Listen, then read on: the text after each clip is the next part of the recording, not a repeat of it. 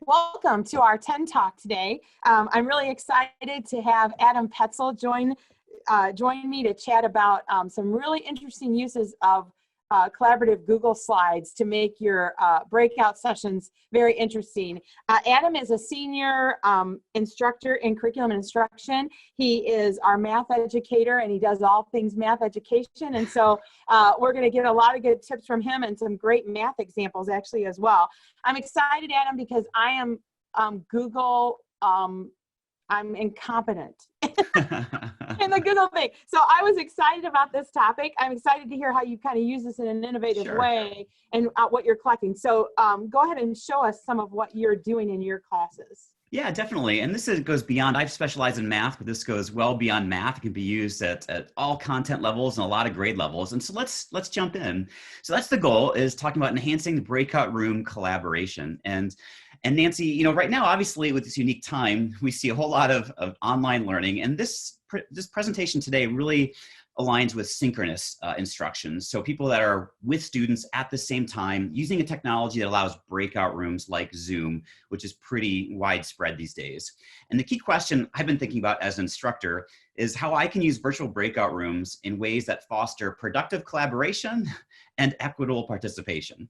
So that's kind of the question to frame what I want to talk about today. And before we even start there, I want to begin with the idea as teachers, and what I learned as well through trial and error is I had kind of norms in my face-to-face classroom with group work and how students participate. And I quickly realized that breakout rooms online kind of needed some new norms, right? Like, what's this going to look like? And some of the things, for example, we need to consider are norms for technology and norms for participation. And for example, when I'm in a large group setting with my class synchronously, usually everyone keeps their microphones on mute, so there's not a lot of background noise. But I find in small groups, it's more helpful if everyone actually defaults their microphone on, assuming no big background noises. So that's more of a conversation when they're a group of 4 or 5. And people can set their own norms, but I just want teachers to consider the importance of talking about this with your students, with what to expect technology-wise and participation-wise. For example, I realized too, I send my students to breakout rooms and they would be in this black, space of a breakout room.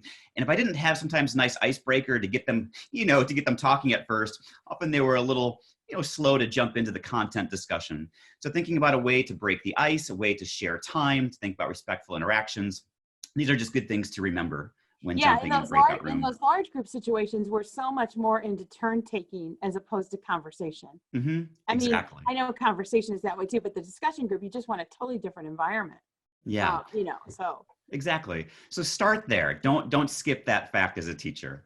Now, the second thing is, if you've done breakout rooms, some problems you run into that I ran into that I started to think about. Number one is I'd give them a question and they'd go in breakout rooms and they'd forget what the question was because it's not posted anywhere. Or obviously the conversations that go off topic and I have no way to know that they're off topic. I can't give feedback like I did in class because I don't know what's happening in breakout rooms. I don't know if groups are finished or not. I mean, you can visit each room one by one, but it takes a while to go in each room and figure out where people are at. And when I resume whole class discussion, sometimes, you say, okay, who wants to share? And silence, right? So these are problems. And also students may have had this great discussion, but they come back and all that discussion is kind of lost in breakout room world. And so what happened to it?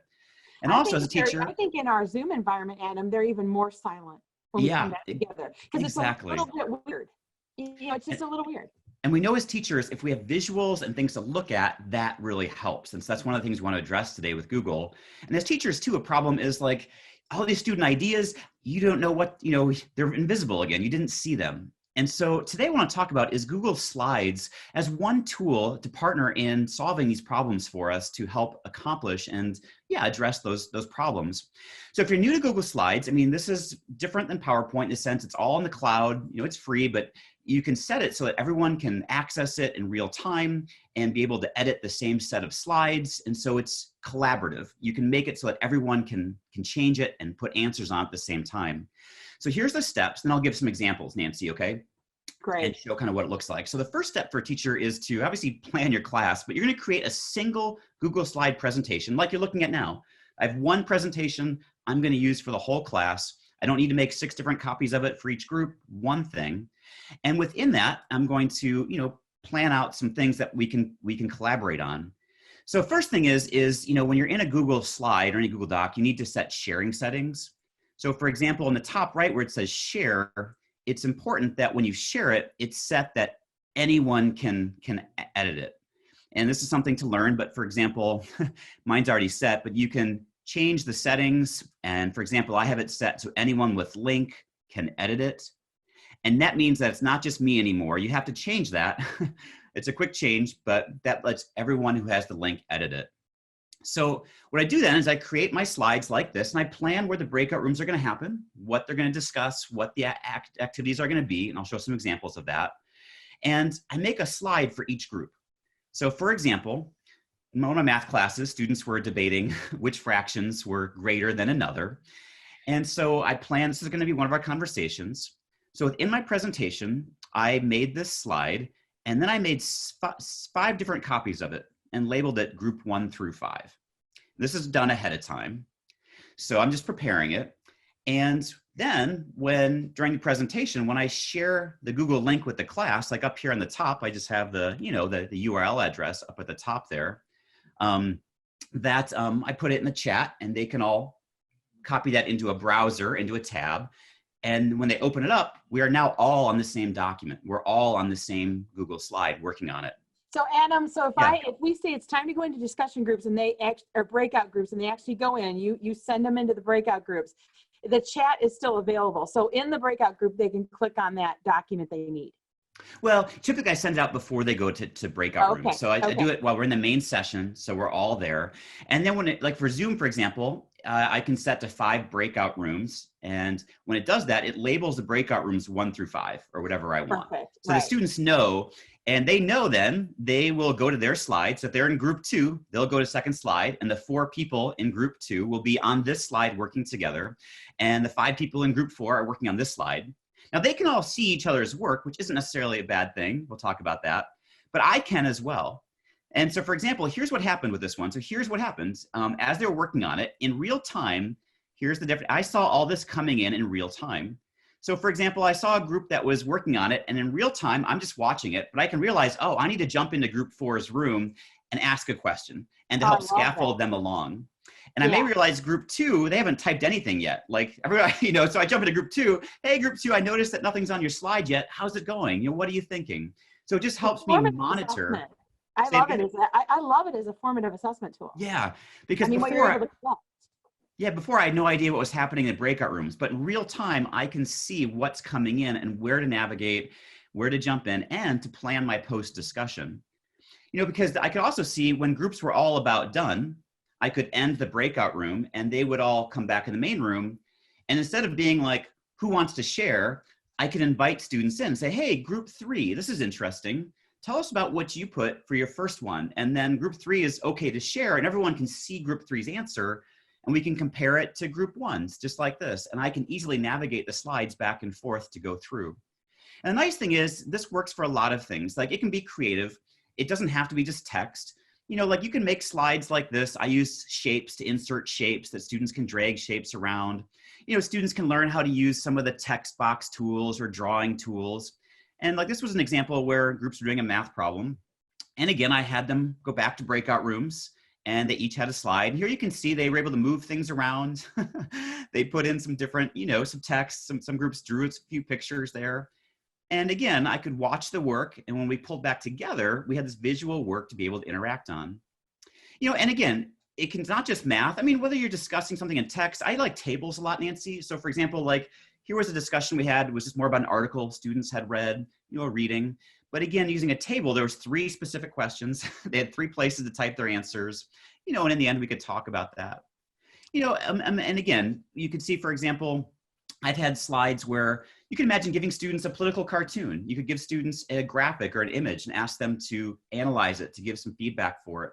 And again, within the groups, when they go to the groups, they all can type it in and see each other's work, and you can as well. I've had students get good at being able to screenshot other websites and bring it in. So for example, if you want to find pictures of something on another website and bring it in, I use virtual manipulatives here where they actually screenshot another site and brought it in. And it's just a way of organizing it. So in the end, I love that idea. I was even thinking about some of the things we're seeing with virtual museums. You know, they could go visit the museum and bring back links to the artifacts that they could share. I mean, there's really some incredible things that they can do. And then you actually have that, because you can you've kept the record of Yeah, that. definitely. And this is just, it's one strategy. There's lots of ways to do this, but I find Google Slides answers a lot of those problems that we looked at earlier, as far as going back to the slide. If we address those problems, we can see now how using this format, students can recall the questions because it's right there in front of them. The slides aren't hidden. They always can see it. Teachers can see we're progressing. We can give in-time feedback and join the groups that need our help at the right times. I do know when groups are about finished, and when we resume, I do have a record of student work. I can see the key ideas, and it really helps move that discussion along in some productive ways. Oh yeah, I love this, Adam. These are great. I mean, there's just so many uses, and I don't think it's one age group, and I don't think it's just math. It's so obvious, all the different uses. I'm even thinking, I'm thinking of some small groups I could put, or breakouts I could put in meetings could be run very differently than as opposed to us, all go in here and discuss this. Yeah, we used to that at a department meeting and went well. The one thing I want to say, if you're new to Google, the one thing I'd be careful of is this means if you give students access to your slides, anyone can edit and change anything on any slide. So this is something to consider with class norms and expectations. I mean, you need to be aware of that your students can edit each other's slides too, and to talk about that and go through that. There's always challenges to overcome, but I say that's one thing to consider, when doing that. Absolutely. Well, thank you, Adam. I appreciate this. These are great ideas. We're going to put these ideas into the top 10 list. So teachers, grab that as well. And actually, we're going to invite Adam back. He's going to be talking one day soon about virtual math manipulative. So we're excited about that. So thank you, Adam. Appreciate it. All right. Bye, Nancy. Thanks.